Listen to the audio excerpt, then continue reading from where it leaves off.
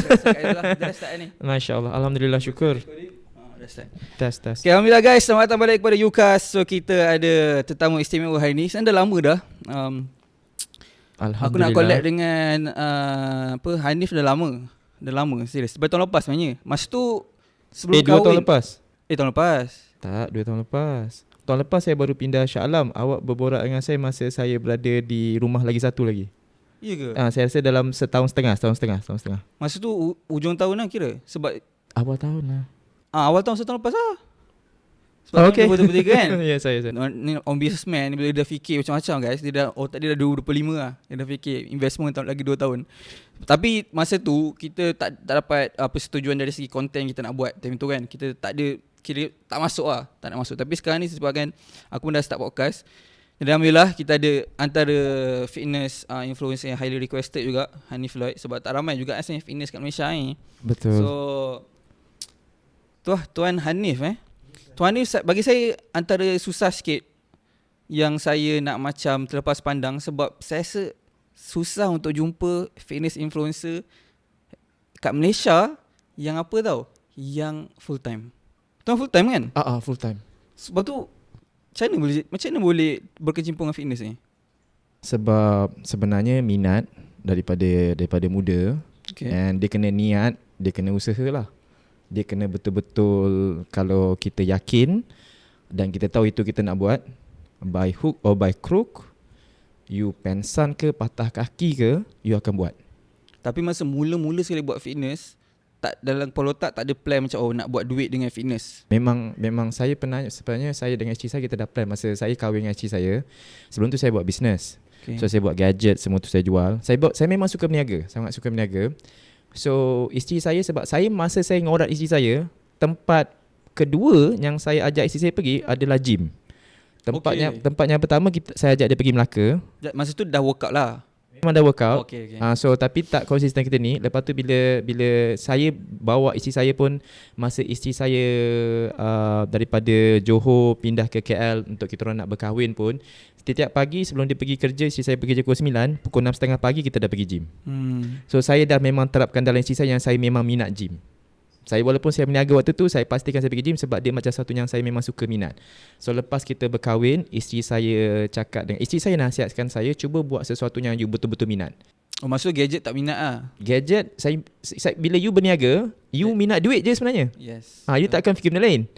Tak kisah apa, you akan dapat duit. So isteri saya nampak saya penat. So isteri saya kata, apa kata you buat sesuatu yang penat tapi you takkan rasa penat. So fitness ni, saya tak cukup tidur 3 jam ke 4 jam ke, saya boleh bangun tanpa fikir apa-apa, solat, terus main gym, terus relax buat kerja, sampailah malam pukul 10 tidur, pukul 4 pagi bangun semula. So benda ni saya boleh pejam mata je buat. Sebab benda tu dah memang dalam hati kan. So Alhamdulillah, syukur Allah berikan saya peluang untuk buat full time benda ni. Dan ada company sendiri, ada produk sendiri, ada staff sendiri. Dan Alhamdulillah syukur kat sini lah sekarang. Kalau orang tanya Hanif Lloyd, siapa Hanif Lloyd? Macam mana cara tuan perkenalkan diri tuan? Siapa Hanif Lloyd? Saya fitness influencer Malaysia. Itulah yang the main. So yang sub tu macam company di bawah tu semua kiranya di bawah naungan Hanif Lloyd. Ya, saya. Tapi kenapa Lloyd? Sebab Lloyd ni dia nama tuan Lloyd. Hanif tu nama betul. Okay. Lloyd tu sebenarnya nama timangan yang ex-boss saya bagi. Okay. Dia panggil Lloyd lah. Dia panggil sebenarnya Aloy sebab Aloy yang besi tu. Yes. Oh yeah. Sebab masa umur saya 20 lebih, saya kerja kat China 6 bulan. Negara China? Ya. Umur apa tadi? Saya ingat umur saya 24. Masa umur saya 24 tahun. Pergi negara China kerja sana? Saya macam mana boleh pergi negara China pula tiba-tiba? Sebenarnya saya kerja kat Malaysia. Okay. Tapi disebabkan saya shoe designer, saya sebenarnya lulusan pengajian art and design. Budak seni lah. Yes. Fine art, sculpturing, major. So lepas saya buat design kasut, saya design kasut golf. So kita punya company memang kat China. So saya akan terbang ke China. Lepas tu kat sana bila orang sebut Hanif, dia sebut Hani. So bayangkan dekat sana dengan saya dah start main gym, so badan fit sikit. Okay. So bayangkan orang panggil kau Hani dengan badan kau fit. Kau agak apa persepsi lelaki kat sana? Tu juga kan. Diorang tak ada sebut F Tak boleh, tak tahu. Dia memang sebut Hani. So dia panggil Hani. Aku dah macam Dah macam lembut sangat dah nama aku ni. So disebabkan keliling kita orang ni besi, so bos saya akan tiba-tiba dia petik, panggil Aloy pakai cermin mata tu, Aloy, the one with the glasses. Dia cakap Melayu? Tak, dia cakap dengan saya Melayu lah, tapi dia cakap you call Aloy. Who's Aloy? The one with the glasses, the one from Malaysia. So itulah nama tu.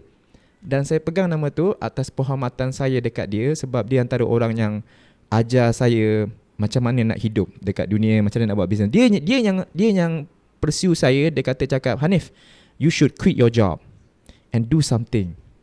Masa kat China ni dia cakap? Masa kat Malaysia, kita orang tengah borak meeting. Lepas tu dia cakap, Hanif, you should quit your job and do something. Sebab I tak nampak you punya passion dekat sini, I tahu you punya passion dekat tempat lain. And I nampak you boleh buat sesuatu. Dia kata you boleh buat sesuatu. Sebab saya suka sport. So waktu tu saya buat kasut, design kasut golf. So saya akan masukkan banyak influence lah. Saya masukkan basketball, skateboarding, apa-apalah semua dalam saya punya kasut tu. So dia nampak lah saya punya passion. Tapi dia nampak saya punya passion bukan dekat design. I see. So dia kata you cuba buat sesuatu, sebab I nampak you boleh grow. So dia ni jenis yang suka bimbing orang lah. Dan sekarang dia dah tak ada. Dia dah tak ada dah. So waktu bila kita waktu tu saya baru nak start business dekat social media, dekat Facebook. So waktu tu saya tak boleh nak tunjuk muka. Sebab waktu saya nak buat business tu, pada masa sama waktu tu saya dah dibelenggu dengan bankruptcy. Saya ada banyak alung semua kejar saya. Kiranya buat bisnes tak menjadi punya pasal So bisnes kedua saya lah, bisnes ketiga saya lah saya buat. Saya buat social media start dengan Facebook. So saya tak boleh tunjuk muka. So saya terpaksa buat sesuatu yang ada persona. So kawan saya kata, Hanif, you mau pakai nama apa? Dia pun Chinese. Saya tanya nak pakai nama apa? You tak boleh pakai nama Hanif, Lloyd. Terus petik kat situ Lloyd.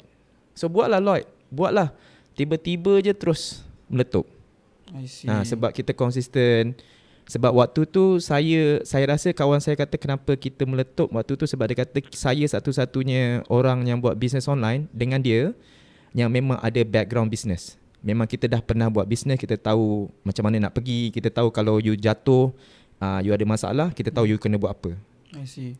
So waktu tu daripada situlah nama saya kita dah start, and then saya pegang nama tu sampai sekarang. Tapi bila nak berhenti kerja tu, buat bisnes, tak takut ke?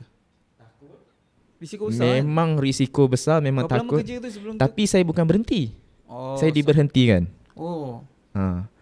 Sebab mula-mula saya berhenti shoe designing. Lepas shoe designing, sebab kenapa saya berhenti, sebab bos saya suruh berhenti. Dia kata you boleh dapat gaji lagi besar. So lepas berhenti saya jadi pengajar. Masa jadi pengajar itulah perlahan-lahan saya buka bisnes yang pertama saya, iaitu daycare. Okay. So daycare maksudnya jaga budak-budak, ajar tuition, melukis, ajar bahasa Inggeris. I see. So start dengan itulah. So lepasnya itu, barulah bisnes kedua saya buat MLM. So lepas tu baru start bisnes ketiga saya, kita buat online jual gadget semua tu. So perlahan-lahan ni lah.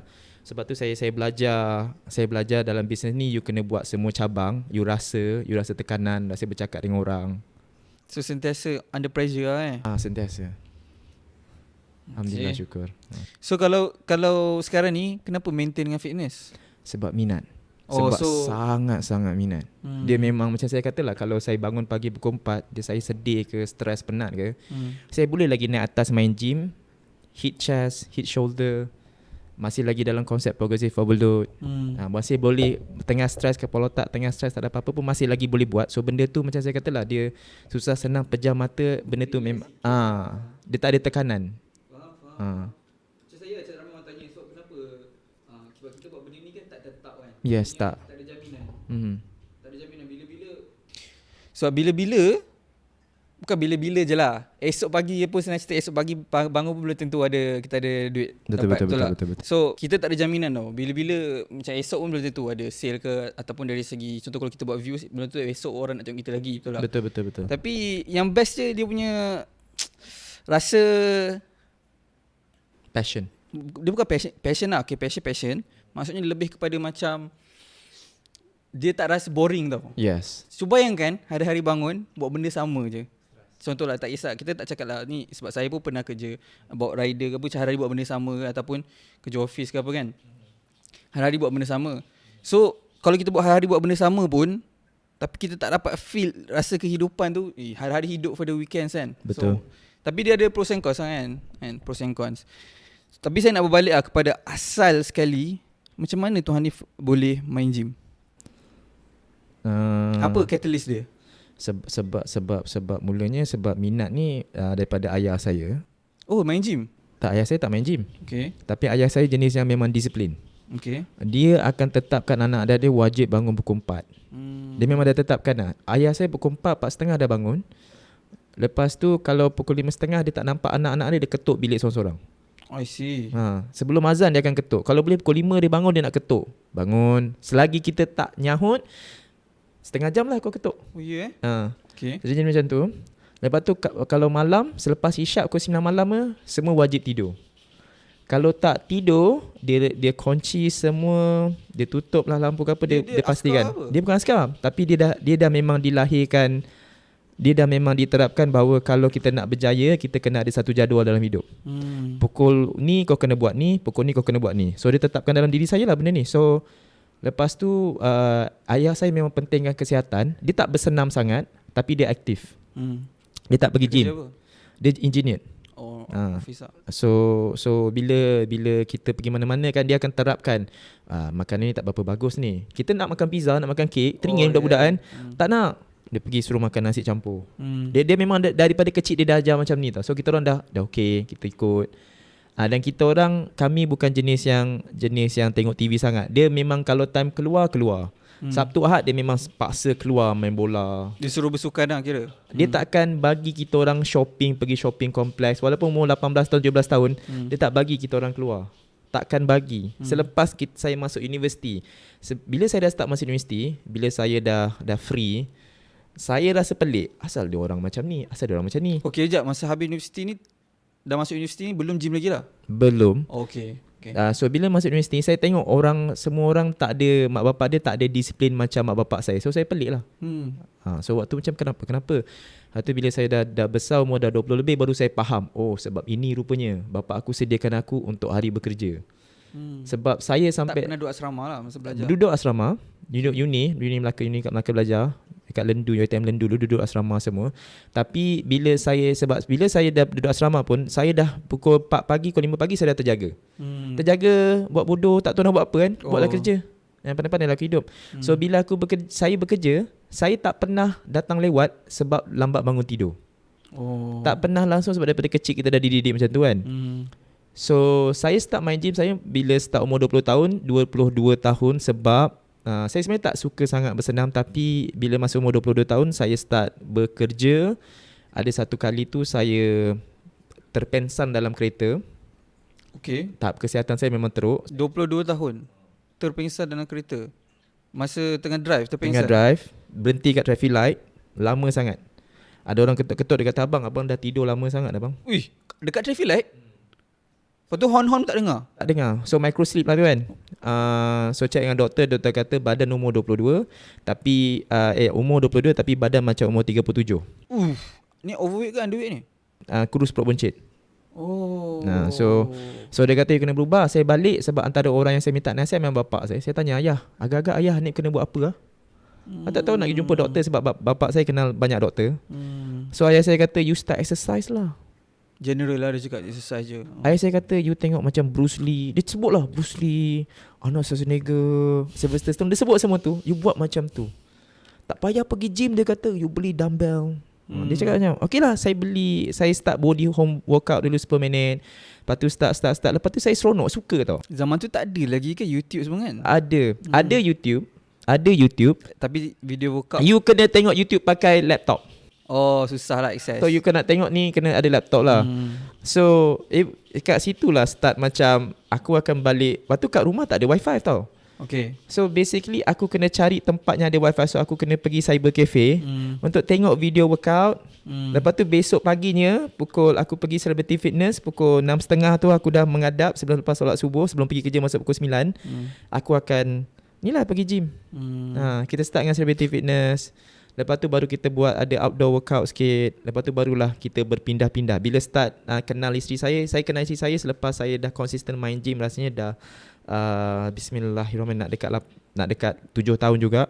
Oh dah lama gym lah. Kenal IC saya pun umur nak dekat 30. So lepas tu dah lama gym tapi on off. Bila saya seronoknya lepas saya kahwin dengan IC saya, memang konsisten setiap hari saya akan pergi gym. Oh sebelum tu tak konsisten? Tak konsisten. Kita pergi 3 kali seminggu. Lepas tu bila kita, sebab saya dah memang minat bisnes. So bila saya buat bisnes, kadang-kadang bankrupt. Saya pernah 6 bulan tak main gym langsung. It's because of that bankruptcy punya situation. Tak ada duit ke? Memang tak ada duit. Ke tak ada masa? Bukan tak ada masa, tak ada duit. And waktu sebab saya bankrupt, sebab saya hutang alung. So kita tengah larikan diri. Okay. Saya tak nak Diorang macam mana? Sebab kat rumah lama saya dulu pernah lah ada sekali tu dia simpah cat semua kan. Macam tu kan style diorang Betul kan? So diorang akan ugut nyawa ke macam mana? Memang ugut nyawa ke? Dia tak jumpa aku sebab rumah yang aku duduk tu pun dah kena lelong. Oh. So kereta aku dah kena tarik. So memang tak boleh jumpa aku lah. Memang tak boleh jumpa langsung. Oh, tapi diorang cari betul Yang cari lah. So akhirnya dapat bayar jugalah, alhamdulillah. Oh, kena jumpa juga last. Nak tak nak kena jumpa, kalau tak habis aku. Sebab masa aku nak kahwin dengan isteri aku tu pun, aku dah memang plan aku kena buat sesuatu. Have to do something. Aku kena pastikan semua hutang aku selesai baru aku kahwin. Kalau tak aku tak boleh hidup. Ya, betul juga. Sampai bila nak hidup dalam pelarian kan? Yes. Tapi hutang itu banyak jugalah. So bila dah selesai, dah okey. Tapi memang sebenarnya lepas kahwin barulah betul-betul konsisten setiap hari main gym. Bila sebab aku bersyukur sebab Allah bagi aku seorang isteri yang sangat luar biasa. Yang aku tak pernah nampak dekat semua isteri-isteri yang kawan aku cakap. So bila dia benarkan kau main gym, benarkan tu maksud aku kan, bila kau kata kau nak main gym, dia tak pernah tanya kau pun, isteri aku tak pernah tanya pun, awak buat apa pergi gym hari raya ni? Awak buat apa pergi gym pagi? Tak pernah tanya. Dia cuma kadang-kadang masa kita orang tengah outstation kan, kalau macam pergi Langkawi, my wife yang akan carikan gym tu kat mana. So dia faham kan, dia faham kita punya minat. Tapi tak main gym lah. Apa dia? Dia tak main gym. Main? Oh, main juga. Main. Tapi tak sangat. Bukan sebab gym, bukan kenal tu bukan sebab gym lah. Bukan sebab gym. Tapi dia masa kita orang pergi pun memang dia main gym. Cuma isteri saya faham bahawa macam saya tak suka apa-apa. Saya tak suka kereta, saya tak suka lepak. Tapi gym tu adalah sesuatu yang memang mesti ada dekat dalam hidup. Okay. Wajib. Aku kena bawa besi, aku kena angkat sesuatu. Masa mula-mula gym tu rasa lama tak? Kena paksa diri sebelum dah sebati dan dengan jiwa. Dia tak. Aku pun tak tahu. Tapi masa aku start gym tu, aku rasa macam benda tu jalan lancar. Sebab masa aku start gym kat Celebrity Fitness, Allah turunkan 2 orang kawan. Seorang tu Arab, seorang tu Chinese. Okay. So seorang dua-dua student. Tapi lain macam first gym terus Celebrity Fitness Kan tak banyak option kat situ. Sebab waktu zaman aku tak ada option. Ada option tapi kita tak tahu. Kita cuma tahu option Celebrity Fitness, Fitness First. Itu je kita tahu. Kita tak tahu pun adanya gym-gym RM5 tak tahu. Okay. Tak tahu. Memang sebab newbie, tanyalah. Memang dia orang akan tahu Celebrity Fitness. Itu je. Dia akan tahu gym lain ada sebab dekat je dengan rumah dia. Kalau tak, dia tak tahu. Okay. So masa tu kita dapat kawan, seorang Chinese, seorang Arab, tiba-tiba masuk lagi seorang African, semua student. So dia orang lah akan datang setiap hari pukul 6.30 pagi. Sebelum dia masuk kelas semua tu, lepak lah 4 orang. 4 orang lah. Kita kalau habis gym, makan mamak sebelum pergi kerja. Kadang-kadang kita borak. So benda lama-lama terkonsisten lah. Terkonsisten. So bila datang pun dia macam okey, dia macam itulah bila bangun tidur 3-4 jam pun you tetap akan bangun, tiba-tiba dah sampai gym. Sampai gym lepas tu fikir, hari ni aku main apa sebenarnya? Oh, aku main ni. Tak ada fikir pun. Sampai baru dah macam teringat, aku rupanya hari ni sebenarnya aku main ni. Oh, semalam aku main apa? So dia macam benda macam jadi rutin. Dia tak ada macam you terpaksa paksa diri, tak ada langsung. Okay, so ada satu point yang saya pernah nampak video lah, macam Hanif buat dulu lah. Tak ingat lah, tapi mungkin tahu kalau saya sebut ni. Saya just nak tahu kisah zaman ni. Sebab seronok masa tu dengar. And rasanya tuan ni tak ada cover dah pasal benda ni. Mungkin sebab dah habis cerita ke apa. Pasal zaman gelandangan. Boleh cerita sikit? Waktu melarikan diri daripada alung-alung. Oh, tu waktu tu lah 6 bulan. It was like 6 bulan. Bismillahirrahmanirrahim. Waktu tu memang hancur. Hutang bank, keliling bisnes apa yang tak menjadi tu? Semuanya lah. Bisnes pertama tak jadi. Bisnes pertama tak menjadi, bawa ke bisnes kedua. bawa kedua. Bisnes kedua itulah yang saya belajar banyak benda. Sebenarnya saya rugi. Tapi saya rugi. Orang akan cakap saya rugi. Saya rugi ratus-ratus ribu kat bisnes kedua sebab saya buat MLM. Tapi dekat bisnes yang kedua itulah saya belajar real business tu apa. Sebab real business ni bukan you buka kedai, tapi real business adalah antara interaksi you dengan orang. Itu real business. Sebab orang yang bagi kita duit kan. So MLM ni ajar saya macam mana nak berinteraksi dengan orang, macam mana nak tackle orang tu. Bila kita nampak orang tu kan, apa yang kita rasa dia nak, dan macam mana nak pastikan kita punya business jalan. Dan saya daripada situ saya belajar rupanya business yang betul-betul real business, you mesti ada satu produk. Tak kisah penyebelah. MLM dia bukan ada produk ke juga? MLM memang ada produk, tapi produk tu bukan you punya. Lepas tu MLM kita macam agent lah, bukan macam kita yang create produk tu. Lagi satu MLM punya produk ni mahal. Kalau yang murah pun macam kau tak guna je. Kan? So kau kena cari produk yang memang orang guna, orang perlu, dan dia akan repeat. So produk yang paling bagus adalah produk yang boleh di repeat. Setuju. So kalau produk tu you beli, you pakai, lepas tu you tak nak repeat, so dia jadi macam you tak akan at least kalau orang tu tak beli, you boleh terus message orang tu, abang produk yang ni okey tak? Okey. Abang makan okey, tak ada masalah. Okey bang, abang nak dapat sekarang kita bagi offer. Aduh, macam murah, aku nak beli lagi. Tapi kalau benda tu sekali je guna, dia tak jumpa sebab untuk dapatkan lagi sekali. So you tak pegang tau. Tak pegang dia lah. Kita bukan nak pegang dia, kita nak pegang hati dia. Kita pegang otak dia sebab dia beli produk tu. Tapi kalau kita boleh berinteraksi dia dengan dia, kadang-kadang dia beli bukan sebab produk tu, dia beli sebab kita. Faham. Itu yang MLM ajar. So 6 bulan tu saya cuba perfectkan balik saya punya MLM punya skill dengan sambil lari daripada Along, tengah duduk gelandangan. Memang gelandangan betul lah. Memang teruk betul hidup aku bila aku fikir balik time tu. Boleh macam bila time dalam keadaan tu kan, macam tengah gelandangan ni, macam apa yang berlega dalam fikiran masa tu? Aku terfikir aku mati bila tak? Aku pernah sampai tu aku fikir aku macam nak mati sekarang. Orang tak nak hidup lah ke? Tak nak. Tapi perasaan tu paling bagus. Masa tu family tahu tak? Family tahu family tahu aku tak ada, tapi family tak tahu aku buat apa. Aku ada contact dengan family aku, contact bapak aku. Aku kata dengan bapak aku minta maaf tak dapat balik. Tapi tak cerita masalah apa lah. Tak nak, jangan. Okay. Jangan cerita. Tapi waktu tu lah baru aku faham rupanya perasaan nak mati tu adalah perasaan yang paling luar biasa. Sebab bila perasaan, aku rasa aku nak mati sekarang ni, aku tak boleh lalui benda ni memang tak boleh ni. Itulah perasaan yang akan push engkau untuk berubah. Otak engkau terus berjalan. Dia macam membiak besar lagi.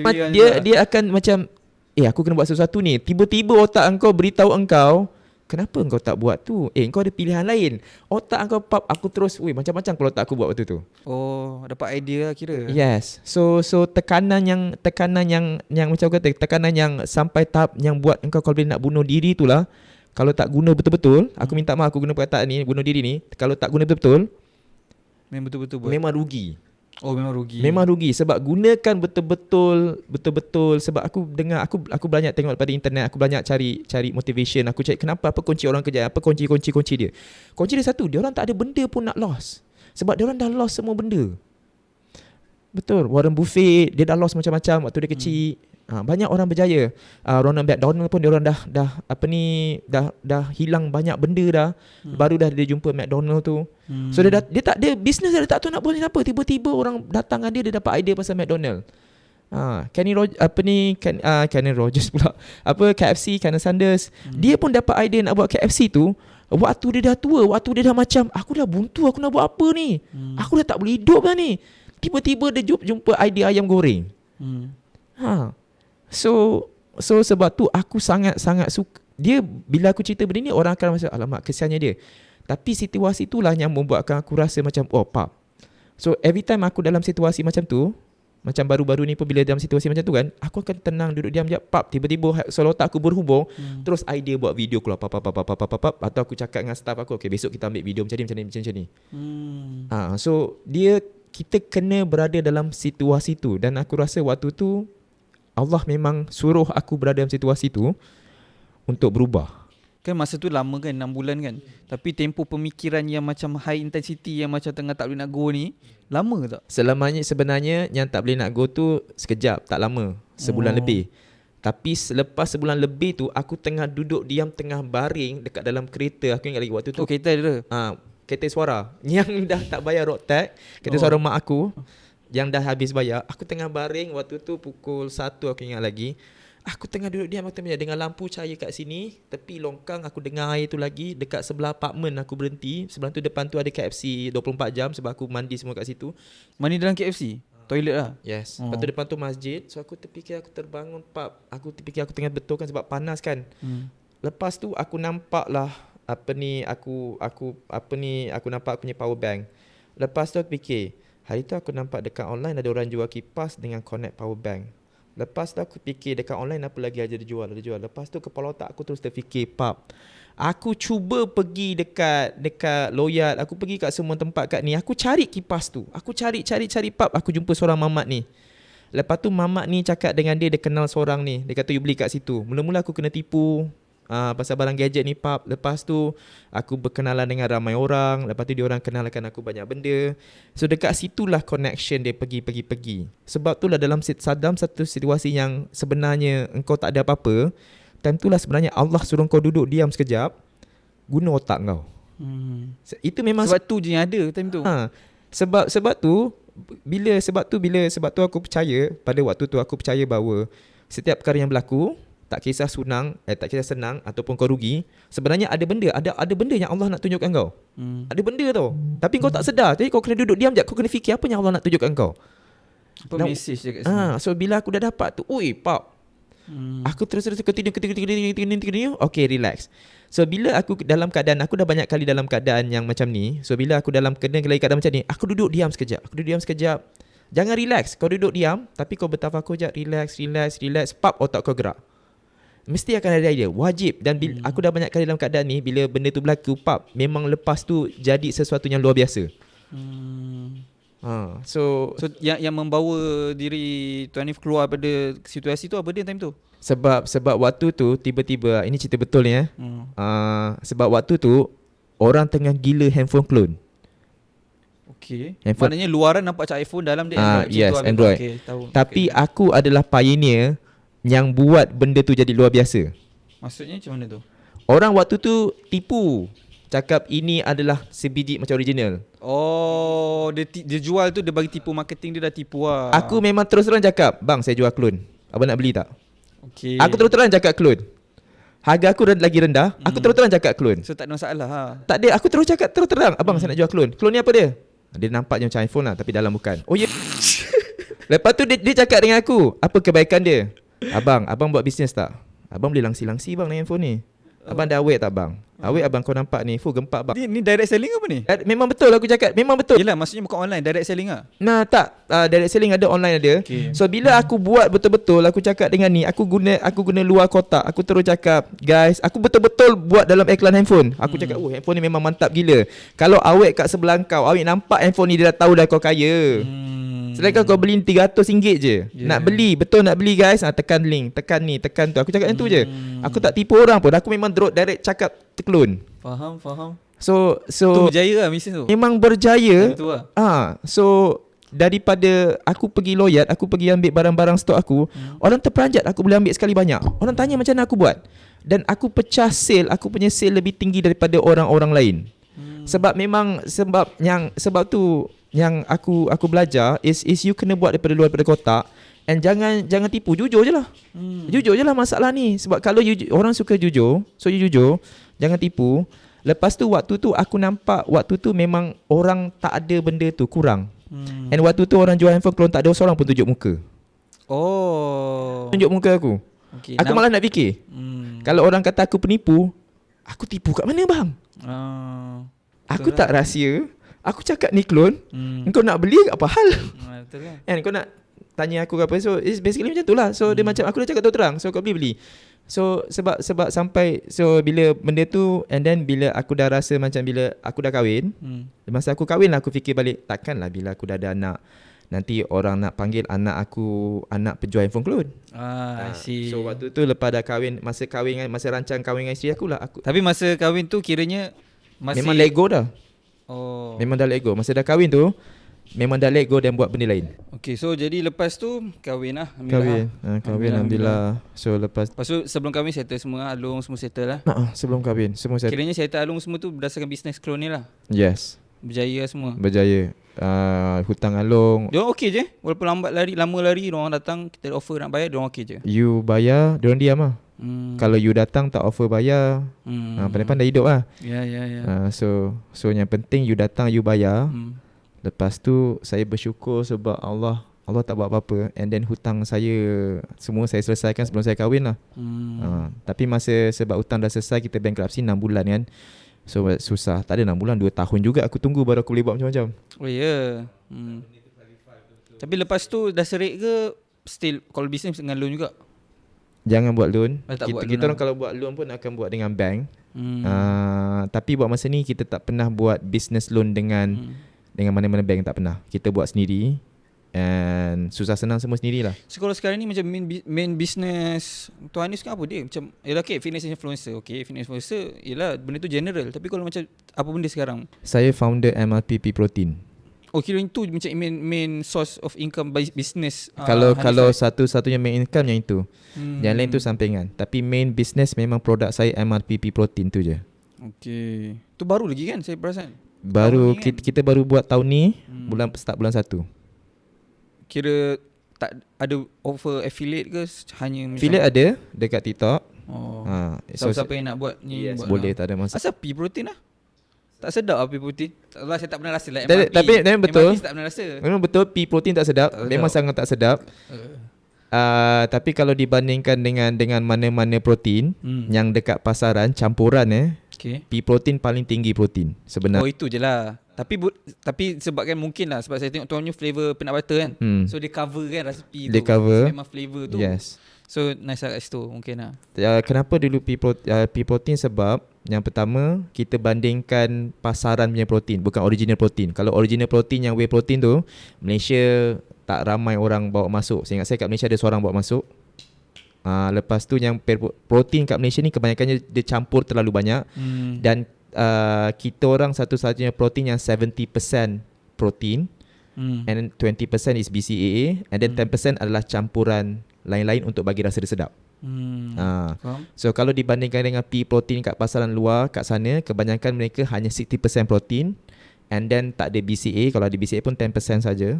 So kita orang punya ingredient lagi bagus, lebih sihat, lebih friendly kesihatan untuk semua orang lah.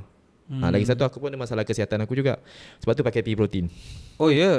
Boleh cerita masalah apa? Lactose tolerant. Lepas tu kita makin tua, kita makin allergic dengan banyak benda. Aku pun ada eczema. Oh ya ke?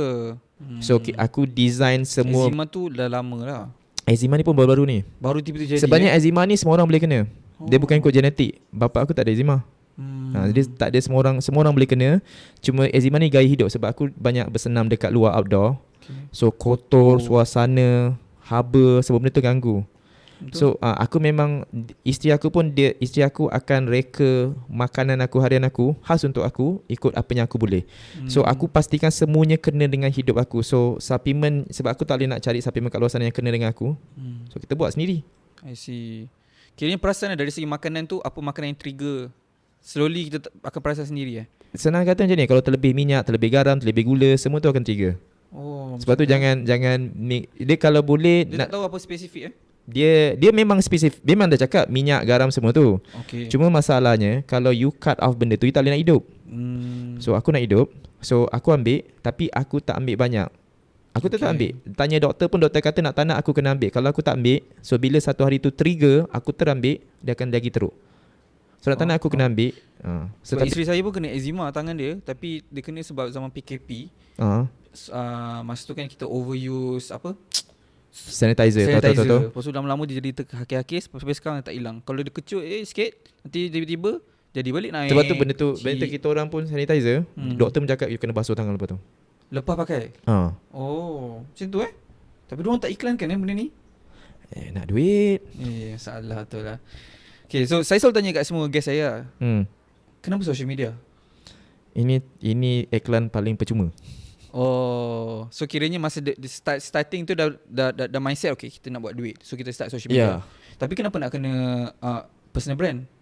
Sebab sebelum ni business sebelum ni bukan personal brand punya business kan? Bukan. Semua kita pakai brand online. Semua brand bukan semua business sebelum ni, venture ni bukan personal brand, tapi yang sekarang ni adalah personal brand.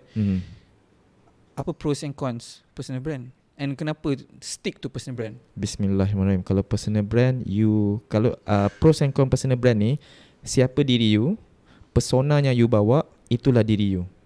So orang boleh buat tanggapan lain pasal diri you kalau persona you tak kena. So nak tak nak you kena stick dengan siapa diri you lah. Okay, itu yang satunya pasal social media yang pasal brand sendiri lah. Lagi satu pasal kita punya kalau brand sendiri ni, kat mana-mana memang orang akan kenal. So you kena bawa diri you. Saya paling risau sebab saya risau keluarga anak saya. So sebab tu kan saya jenis yang, nasib baik saya ni introvert, saya tak suka berjumpa orang sangat. Saya tak suka keluar rumah. Sebab saya risau kalau keluar orang tahu siapa anak saya, siapa isteri saya, dia jadi lebih teruk. Faham? Sebab isteri saya pun dah banyak kali kena tegur dekat luar. Ini sebab kenal Hanif Lloyd ke apa? Ini isteri Hanif Lloyd, ini saya. So kita risau, kita takut kalau ada orang yang tak suka kita ke ada apa-apa jadi, kita risau. Itu je dia punya ni. Yang lain semua tak ada masalah. Yang lain semua lagi bagus sebab kalau business wise, kalau produk yang you bawa tu mati, you bawa je apa-apa produk, you tetap hidup. Okay. Sebab tu banyak artis kat luar sana, dia orang popular, dia orang bawa je apa-apa produk, tiba benda tu popular. Kan? So kita nak benda tu sebenarnya. Sebab produk boleh mati, tapi orang bila sampai ajar baru mati kan. So you kena bawa brand you mana-mana lah. Manalah tahu tiba-tiba lepas ni saya punya MRPP protein ni terpaksa terkandas, mungkin ada masalah bisnes ke apa-apa, saya boleh je pegang benda lain, tak ada masalah. Sebab orang beli pandang tu kadang-kadang bukan sebab produk tu, it's because of you. Lepas tu kenapa TikTok? Sebab baru lagi kan TikTok ni adalah baru, maksud saya sebab maksud saya aku baru masuk ke atau TikTok ni yang baru? Baru masuk TikTok. Kira lambat kan masuk TikTok. Tapi lepas PKP rasanya baru saya tahu, saya perasan kewujudan. Saya sebenarnya masuk TikTok tahun 2019 pun macam seminggu, tak ada seminggu saya baru post video. Okay, patutlah tak perasan. Lepas TikTok ni sebelum ni Facebook kan? Sebelum ni Facebook okey sekarang? Masih okey lagi. Cuma Facebook kena pandai main. Sebab Facebook dia dah terlalu banyak demand. Dia ada game dia dah demand banyak. Dia dah perlukan duit, so tak apa, it's okay. Tapi Facebook masih kena buat sebab Facebook kita ada followers kita. Okay. Sebab saya perasan sebenarnya yang bagi lebih banyak duit Facebook. Oh ya? Antara semua. Dia banyak duit tu macam mana? Tak faham, dia monetize ke apa? Tak, bukan pasal monetize. Orang yang ada Facebook adalah orang yang ada duit. Okey, faham. Kiranya dia, siapa yang ada Facebook? Orang umur berapa? Orang yang dah berumur. Dia ada kuasa membeli. Yes. So you nak tak nak, you post lah kat Facebook. And Facebook ni dia ada connection dengan Instagram, dia ada connection dengan Shopee. Kan Shopee pun ada? Yes. Diorang ada macam link antara dua tu lah. Ada link dia. Sebab itulah Shopee boleh buat live ke apa, dia boleh buat dengan Facebook. Sebab itulah Facebook bila dia bagi link apa-apa, kita boleh letak link Facebook kat situ. Even Shopee pun kita boleh letak link Facebook kat situ, tak ada masalah. So dia tak mengganggu. Okay. So yang TikTok ni, yang sekarang ni kenapa kita buat, sebab TikTok tengah trending. So TikTok tengah trending, and you pergi mana-mana semua orang tengok TikTok, makcik-makcik tu pun tengok TikTok. So as a fitness, as an influencer, engkau kena buat sesuatu yang boleh influence orang. Faham. So kau kena cari yang paling dekat is dulu kita fokus Facebook. Lepas Facebook kita nampak benda lain hidup, kita dapat nasihat daripada yang pakar. Mereka kata you kena attack semua. Masuk kelas ke? Dulu kita masuk kelas. Kita nak belajar macam mana buat business. Sebab dulu saya tak pernah belajar business directly. So saya nak rasa lah macam mana sebenarnya aku masuk. Aku tak pernah, masa diploma aku tak ambil business, degree aku tak ambil business, master pun aku tak ambil business. So aku nak rasa lah masuk kelas business ni macam mana kan. Macam mana orang kata pumpang-pumpang, macam mana belajar ekonomi ke apa. Masuklah kelas business. Rupanya bila masuk kelas business ada benda yang aku belajar. Dan aku suka sangat kelas business ni. Dia orang ajar aku macam mana nak serang satu Malaysia. So macam mana nak buat dari segi marketing kan, dari segi marketing dia orang ajar kan. So okey lah, kita buat lah. Dan kita buat, dia memang berjaya. Dia memang berjaya buat orang lebih demand kepada diri kita. Kira berkesan lah. Berkesan. So sebab tu mass media ni penting. Sebab tu lah yang aku belajar. Memang nak tak nak kau kena bagi semua orang kenal kau dengan kaedah macam tu. Tapi persona yang kau kena bawa dekat dalam video-video kau tu lah yang paling penting. Persona tu tidak boleh terlalu ni, tak terlalu tu. So kau kena bawa diri tu. And the same time, macam cakap tadi, macam mana boleh hidup as a full time fitness influencer is you kena ada produk. You tak boleh buat apa-apa, nak tak nak you kena ada produk. Sebab itu yang bagi duit. You bagi diri you terkenal, dia jadi macam pelakon. Tapi semua pelakon pun saya garanti dia orang buat bisnes sampingan. Sebab tu dia nak bagi orang terkenal, dia nak bagi orang kenal muka dia je. Lepas tu orang akan beli produk-produk dia. Faham. Sebab matlamat saya sebenarnya minat utama aku sebenarnya bisnes. Aku tak minat benda lain. Kalau kau minta aku pilih fitness atau bisnes, aku akan pilih bisnes. Sebab susah senang aku kau letak aku tak percorok, aku boleh terfikirlah macam mana aku nak jual benda ni. Senang cerita macam duit lah kan. Sebab kat mana ada duit kita akan jadi auto semangat. So kita boleh buat apa-apa saja dengan duit. So itulah sebab tu nak aku kenalkan produk. Itu yang buat aku berhenti jadi personal trainer. Memang fokus 100% kat bisnes.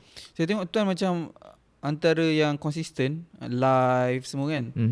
Macam bila kita buat live, tak tahu saya dah lama dah stop live. Dulu saya selalu buat masa buat mula-mula, tapi saya rasa benda itu terlalu demand dari segi masa dan tenaga. Tak tahu tuan mesti rasa benda yang sama kan. Yes. And rasa worth it dia punya dia punya segala tenaga yang kita keluarkan tu, apa yang kita get back daripada live tu berbaloi ke untuk diri tuan? Berbaloi.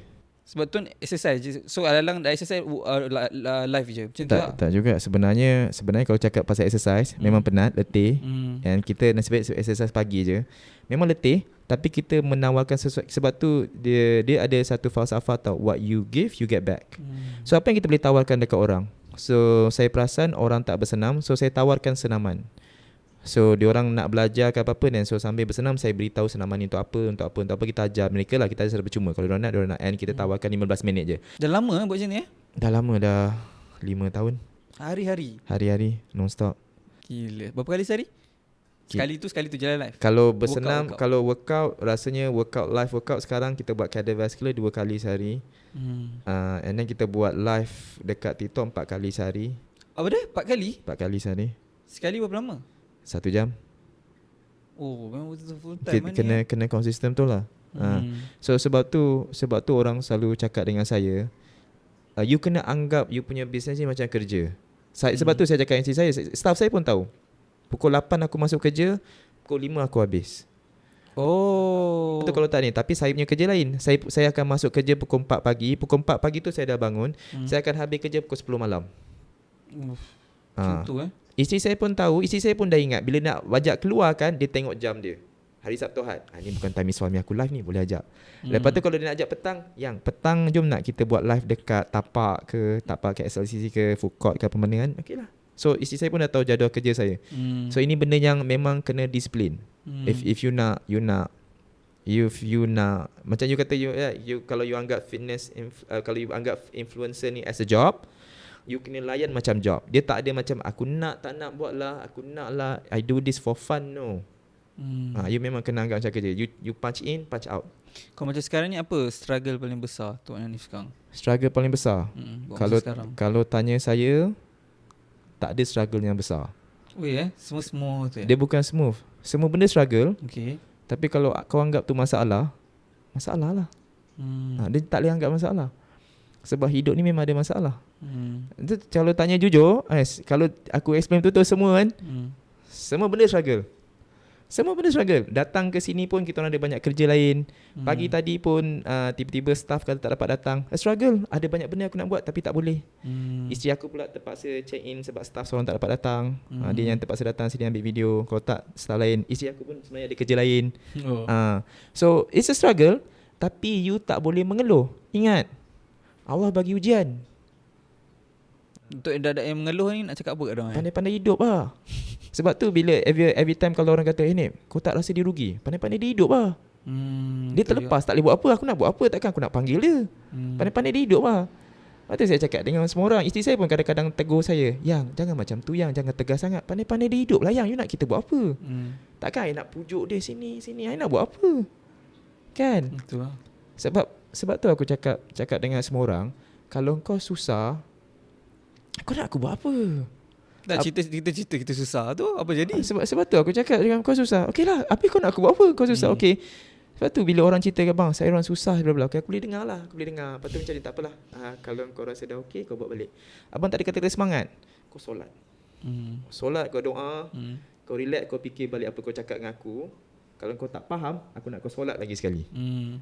Saya cakap benda sama tau. Saya kalau budak-budak cakap saya dia selalunya mungkin sebab umur saya kot. Contoh selalu kebanyakannya macam either masalah study ataupun masalah dia budak dalam sekarang ni macam break up lah apa bagai. Semangat wajar kan. Saya cakap kat orang pun tahu. Saya cakap macam mana lah kita ni rasa saya macam mana lah, saya rasa tak semangat lah bang, saya rasa demotivated lah, atau saya rasa macam nak workout bang, saya rasa heartbroken lah budak-budak ni. Kadang-kadang kita pun dulu macam tu lah, tak tahu lah tuan macam mana, saya pun kadang-kadang dulu macam tu.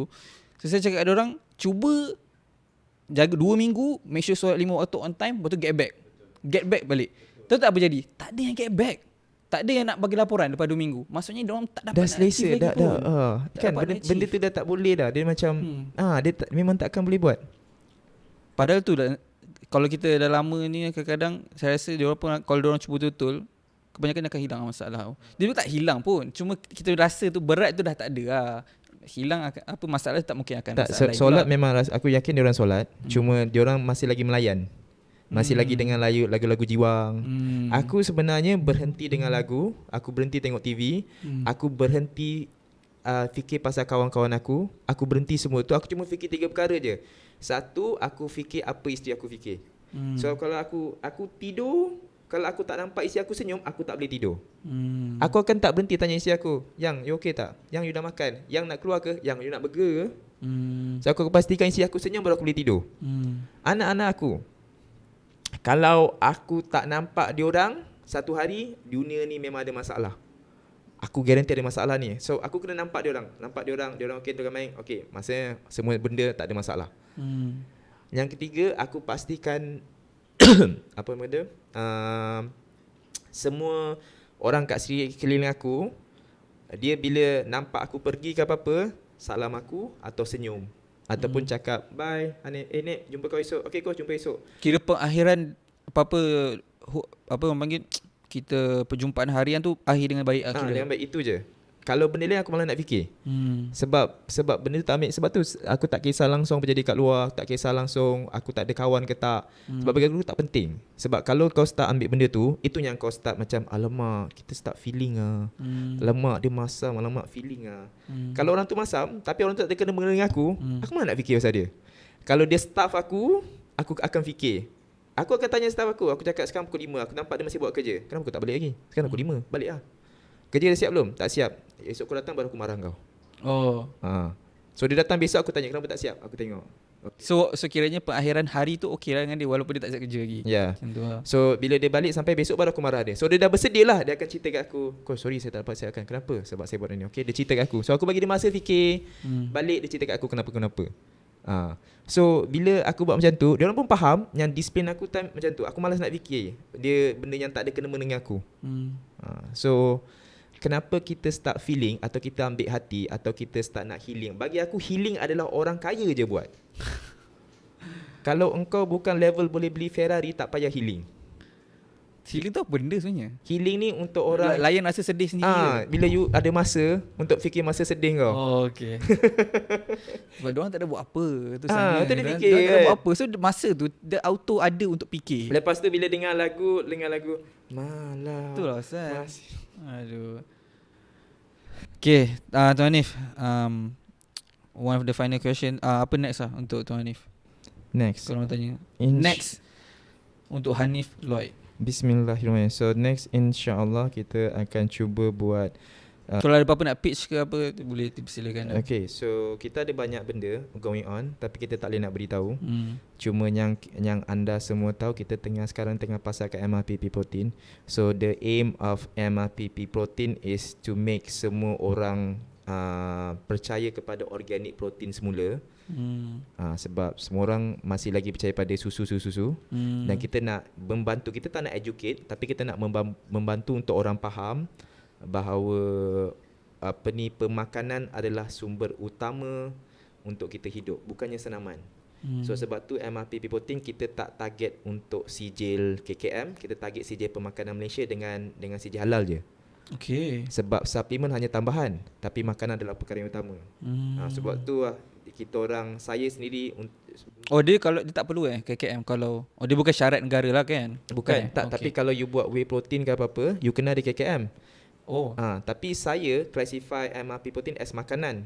So saya tak perlukan So MRPP protein tu, sebab tu saya kata kita orang design MRPP protein ni memang you boleh apply dekat makanan harian you. You boleh campurkan dengan oat, you boleh campur apa-apa. You nak makan satu hari 10 scoop pun tak ada masalah, you takkan ada masalah kesihatan. Sebab kita memang Pure makanan. memang pure makanan benda tu. So kita nak orang faham. Dan kalau sekarang ni orang nak kuruskan pakai meal replacement kan. Okay. MRPP protein boleh diklasifikasikan sebagai meal replacement pertama Malaysia yang paling rendah lemak, paling tinggi protein, paling rendah kalori, paling rendah gula. Mantap. So kita pun ada doktor, Rasa sedap. rasa peanut butter lah, Rasa peanut tapi yang butter. sangat light. Okay. Kita siap ada doktor lagi yang klasifikasikan pesakit dia untuk ambil kita orang punya pea protein dalam makanan harian diorang untuk membantu dia jadi lebih sihat. Oh ya? Sebab kita dah Doktor tu follow Hanif Lloyd lah. So doktor tu pun sendiri cakap, okay, ni pesakit aku boleh ambil ni. Dan kita jumpa orang yang banyak yang kena sakit buah pinggang, yang darah tinggi semua tu, yang ambil apply pun dia kata okay, tak ada masalah. So kita memang, saya punya target sebenarnya adalah untuk orang faham bahawa you kalau nak jaga badan ni, you kena enjoy life. Jangan cut makanan. Sebab sekarang ni kan banyak orang tengah buat video pasal makanan tak bagus. Itulah. You kena buat macam ni kan. Makanan inilah, makanan itu. Okay, Saya sebenarnya tengah menggalakkan lebih ramai orang, you makan je semua benda. You nak makan burger, pizza, makan je. Tapi you kena jaga kuantiti, you kena balance kan. And kalau you ada masalah kesihatan, baru you cut semua tu. Tapi kalau tak ada, saya sebab benda ni dekat luar negara, Mak Saleh semua dah buat dah. Betul. Dan diorang hidup sampai 60, 70 tahun, 80 tahun, tak ada masalah. Kan? Cuma sebab saya jadi marah sebab bila benda ni berlaku, dia membuatkan orang ramai takut nak bersenam. Sebab misinformation dia sebab dia takut pasal makanan, dia takut nak bersenam. Lagi-lagi baru-baru ni ada video, anda tak perlu bersenam untuk kurus. Anda tak perlu bersenam. You sebenarnya tak perlu bersenam untuk kurus. Viral lah? Tak ada, banyak doktor buat macam tu. Tapi kalau you tanya doktor balik, doktor, jisim tulang kuat sebab apa? Sebab angkat beban. Selepas umur 30 tahun, jisim otot kita makin berkurangan 1% paling kurang. You bayangkan kalau umur 35 tahun, you tak jaga, you tak buat senam, you tak pergi gym, you akan ada masalah osteoporosis, sarkopenia, you akan ada masalah sakit badan yang terlalu kuat. So itu yang saya marah sangat dekat sana. Saya tak cakap lah, tapi saya sangat marah sebab misinformation macam ni. Dia sebenarnya tak tahu, bagi saya lah, kalau salah tuan ni boleh bagi tahu. Dia sebenarnya bukan misinformation sangat. Dia benda tu betul tapi dia tak praktikal. Sebab kita nak betul, dia tak kita nak praktikal. praktikal je. Okey, jangan kita tak perlu Kat bersenam. gula, kat nasi. Kita tak perlu bersenam, kita Aku jaga makan stress. je. Kalau situ okey, tak makan 10 hari lah kurus. Betul lah, tak payah bersenam. Tapi adakah benda tu praktikal? Tak. Untuk kita punya kesihatan long term, kita nak ada anak, kita nak main-main dengan anak, kita nak boleh bersenam, jogging petang-petang kan. Lepas tu kalau tak makan, contohlah kan, memang kurus tapi nak baru jalan 2 langkah dah ni tulang terabur jatuh kan. Betul. Penat. So matlamat aku adalah untuk pastikan kalau boleh Malaysia dah start berpandang lebih jauh dan anggap macam senaman ni satu kewajipan. Kat sekolah menengah pun ada gym. Kita nak anggap macam tu. Kalau boleh kita anggap macam buat macam luar negara, pandai-pandai lah mereka yang terlibat ni untuk buat sesuatu. And then orang dah anggap makanan ni adalah asas. Kita jangan start cut makanan atau menilai makanan. Allah pun tak suka. Makanan tu adalah rezeki yang paling mulia. Orang zaman dulu nak kerja tak dapat duit tapi dapat makanan. Orang zaman hamba abdi dulu, orang kerja bukan tak duit tapi untuk dapat makanan. Lepas tu bila kita menghina makanan, hari tu masa ada orang hina oats. Masa orang hina oats tu, aku punya meletup, membara dalam hati tu. Aku jadi macam, sebab oats ni zaman hamba abdi dulu punya makanan tau. Kau hina oats, makanan zaman hamba abdi ni. Aku jadi macam, apa yang kau cakap tu dah betul. Cuma satu je masalah, makanan tak salah. Yang salahnya engkau. Sebab engkau tak jaga makan kau daripada kecil. Sebab tu saya boleh amalkan macam ni. Orang tanya macam ni 16 tahun, berapa umur saya 38 tahun, macam ni saya boleh jaga badan. It's all start daripada makanan. And kalau you tanya isteri saya apa yang dia masak, isteri saya akan cakap semua benda. Nachos. Dia cakap semua. Isteri saya, dan saya paling suka nachos. Ayam masak kicap. Isteri saya akan sebut semua jenis makanan yang orang takut nak makan. I see. Even bila staff saya kerja, staff saya terperanjat. Macam mana coach boleh makan 5 ke 6 kali sehari yang badan macam ni Tu kategorikan sebagai fast metabolism tak diri sendiri? Rasa macam diri tu fast? There's no such thing as fast metabolism. There's only such thing as a healthy lifestyle. You punya tak, semua orang metabolism sama. Cuma kenapa kita rasa metabolism kita slow is pertama, kita lambat tidur. Ada sebab kenapa Rasulullah suruh kita tidur lepas isyak. Ada sebab. Kesihatan mantap my brother. So cuba tidur lepas isyak kalau boleh pukul 9.30, pukul 10. You punya digestive system semua okay. And then lepas tu makanan pula, you pastikan kompleks karbohidrat, protein solid. Lemak ni kau boleh kurangkan. Rasulullah pun tak suka orang yang berlemak badan tau. So you pegang je konsep Rasulullah, senang. And kalau borak pasal metabolism, saya tak percaya semua orang kata metabolism dia slow, kecuali kalau umur dia dah lebih 30 tahun. Baru kita boleh kata metabolism dia slow, sebab dia kehilangan otot. And it's all about you punya muscle mass. So start dengan bina otot. Kalau orang cakap dengan saya, bang, saya boleh jalan 10,000 tapak sehari, itu bersama dengan 3 jam. Takkanlah 30 minit kau tak boleh angkat besi. You lagi kerja Body weight workout pun okay je kalau starting kan. Tak payah lagi, kalau you lagi kerja 10,000 tapak sehari, 3 jam you nak berjalan, tak pening. Isteri aku lagi suka angkat dumbbell 10 minit daripada kau suruh dia berjalan dekat pasar raya 3 jam. Kan? So isteri aku pun faham, sebab isteri aku dah dengan aku dah lama. So dia pun faham konsep ni. So aku nak bukan educate, tapi aku nak bantu masyarakat Malaysia faham bahawa first fokus pemakanan, dan tolong gaya hidup sihat bermaksud you cergaskan badan, kuatkan badan. Bukannya bermaksud you berjalan, berzumba, berbasikal 3-4 jam, melarut, nanti pergi tempat lain. No. It's about staying, aku selalu sebut ayat ni, sihat, cergas, kuat.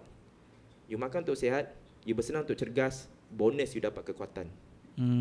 So kalau you dapat kuat, kita kalau orang akan cakap aku ni macam tak sop sangat, kalau kau kuat kau boleh hidup lama. Maksud aku hidup lama adalah engkau boleh hidup lebih selesa kalau engkau kuat. Engkau tak perlu kuat macam bodybuilder atau strongman. Cukuplah engkau lebih kuat daripada siapa diri engkau sebelum ini. Sebab kalau dibandingkan dengan diri aku sekarang dengan umur 18 tahun, aku rasa aku lagi kuat, sihat, cegah daripada masa umur aku 18 tahun. Walaupun time tu lagi muda semua kan. Mantap. So itu je lah. Okay, mantap. Alright guys, terima kasih nak ucapkan kepada Tuan Hanif Lloyd, eksklusif kita jemput tu UCAS. Jadi insyaAllah guys, kau boleh komen kat bawah apa-apa soalan yang kalau ada rezeki. Aku suka sebab kau tak ada tanya soalan pasal fitness sangat. Memanglah sebab boring. Alhamdulillah. Itu sebenarnya one of the main. Kalau tengok style saya pun, saya kan buat fitness kan vlog. Saya buat fitness vlog. So kalau tengok orang yang buat tiga cara contoh kan, kalau kau buat kat YouTube, lepas habis tu apa lagi kita boleh buat? Tak ada dah. So macam boring. Kita nak orang tu enjoy. Sebenarnya kalau kau nak cakap pasal fitness influencer, yang betul-betul fitness influencer adalah kategori kau. Yelah. Sebab kalau yang fitness guru, tu macam fitness guru sikit. Aku fitness practitioner. Dia ada beza. Fitness practitioner ni, apa? Fitness apa? Practitioner. Apa tu? Kita buat, kita mengajar. Okay. Influence ni engkau yang mengajak orang masuk dalam fitness. Tapi fitness petition, dia tengok rasa macam nak fitness sebelum ni tak terfikir pasal fitness pun. Yes. Fitness petition ni cuma kita letak dalam bahasa education je. Yalah. Sebab nanti kalau kita sebut tu orang pun pening. I'm a fitness petitioner. What the itu belum lagi guna falsafah. Fitness entrepreneur. Aduh ya. Alright guys, okay. Thank you guys so much. Lepas tu boleh buat komen siapa yang korang nak next. InsyaAllah kalau ada semangat yang wajah yang tinggi, aku akan cuba. Okay. Assalamualaikum. Waalaikumsalam.